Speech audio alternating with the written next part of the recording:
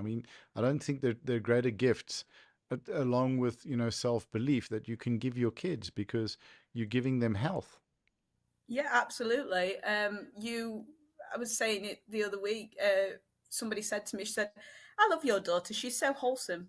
Like she goes Sure. into she comes to the garden in our back garden, and Mm-mm. she'll pick the like the blueberries that we've grown, and she'll come and she'll just eat them, and then she'll go to the gym and she'll show people the carrots that she's grown, and it's I think if you asked all parents, they would 99.9% of them want what's best for their kids. Yeah.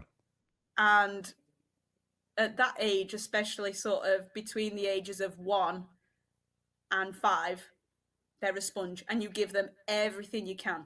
So Mm-hmm. that honestly is all I've done is try and give her, you can grow vegetables, and if she's grown it, she wants to cook it, she wants to eat it. So she's more open to it. Um, Going to the gym, watching other women, chasing goals, lifting weights.